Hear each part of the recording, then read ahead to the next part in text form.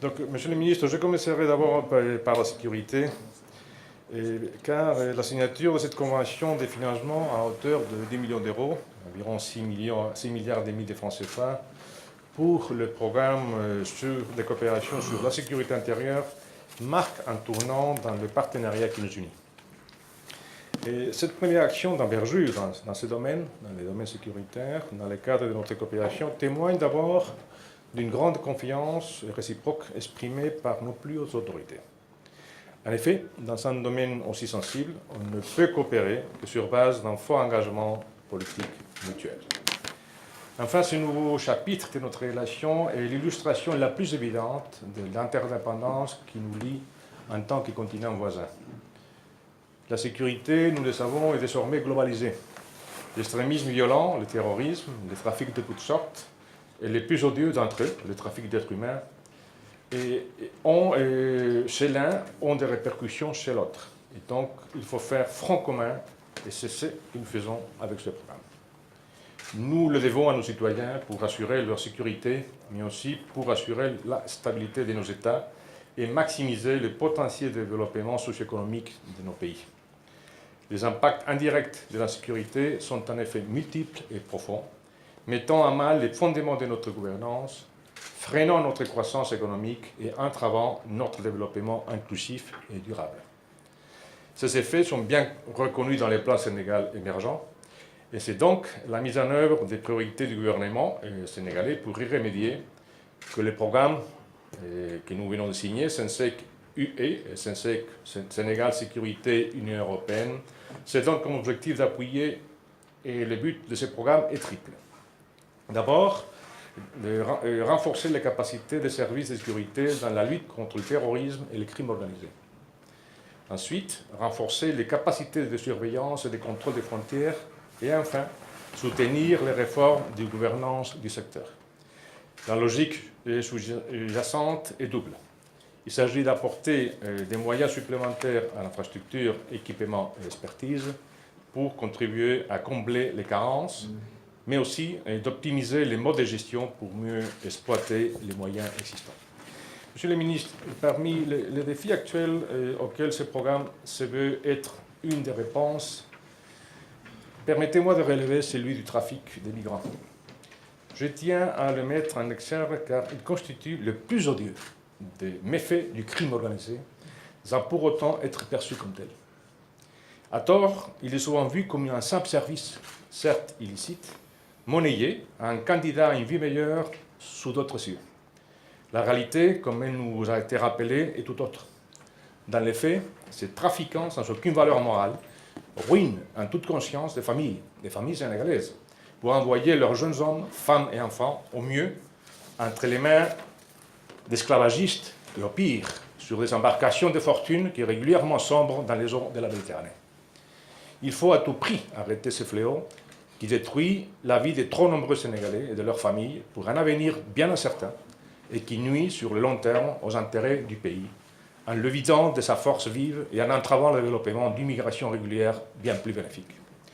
Nous sommes particulièrement satisfaits que le programme que nous venons de signer, SENSEC UE, tombe à point nommé pour appuyer autant que faire se peut la division de lutte contre les trafics de migrants récemment créée au sein de la police de l'air et des frontières et à laquelle nous ne pouvons que souhaiter le plus grand succès à combattre ces crimes contre la jeunesse sénégalaise. Monsieur le ministre, s'agissant du commerce, nous pouvons nous féliciter de signer aujourd'hui un programme d'appui à la structuration de 3 filières à forte création de valeur au Sénégal et à forte marge et de progression en matière de compétitivité. La filière oignon et la filière mangue et les sous-secteurs de technologie de l'information et de la communication. Le choix de ces filières a été effectué en étroite concertation avec le ministère du Commerce et auquel nous profitons de l'opportunité pour remercier pour sa coopération fructueuse.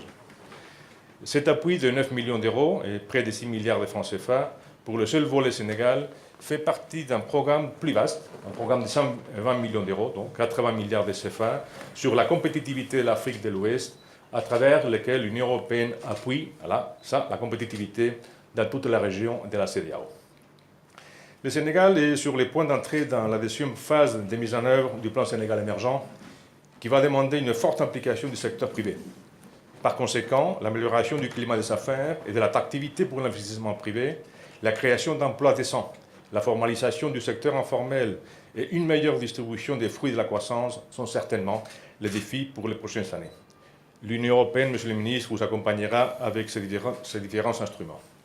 Dans cette optique, un appui budgétaire d'un montant de 90 millions d'euros, donc environ 59 milliards de francs CFA, est en phase des préparations. Il visera, entre autres, l'amélioration de l'environnement des affaires. Autre exemple, le plan d'investissement extérieur de l'Union européenne, qui ambitionne lui aussi de faciliter l'investissement privé dans le secteur clé pour le développement du Sénégal. Et, Monsieur le ministre, donc, le troisième programme qui nous rassemble aujourd'hui concerne le secteur des transports. À travers ce programme, également régional, l'Union européenne met à la disposition de la région Afrique de l'Ouest une enveloppe de 25 milliards de francs CFA, dont plus de 10 milliards et demi seront destinés au Sénégal.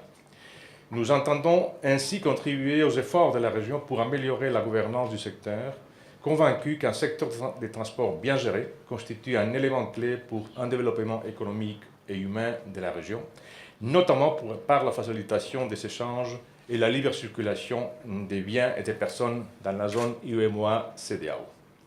En effet, l'appartenance du Sénégal aussi bien à la CEDEAO qu'à l'UEMOA offre à votre pays le potentiel d'un accès à un marché communautaire d'environ 300 millions de consommateurs.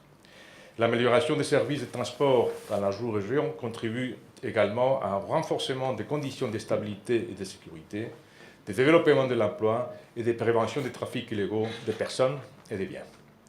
Au niveau national en particulier, cette amélioration est un facteur fondamental pour réussir le défi de faire du Sénégal un hub logistique régional tel que prévu dans les plans Sénégal émergent.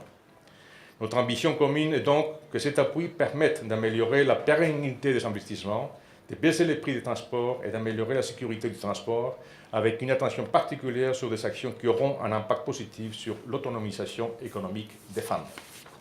Monsieur le ministre, et pour terminer, j'ai le plaisir de saisir cette occasion pour vous annoncer que le document de stratégie conjointe européenne, qui va remplacer notre programme indicatif national à partir de cette année, a été validé par les États membres de l'Union européenne le 20 mars dernier.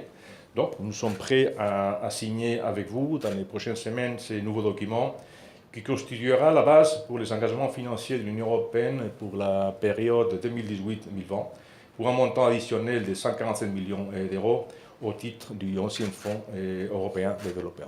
Merci beaucoup, Monsieur le ministre.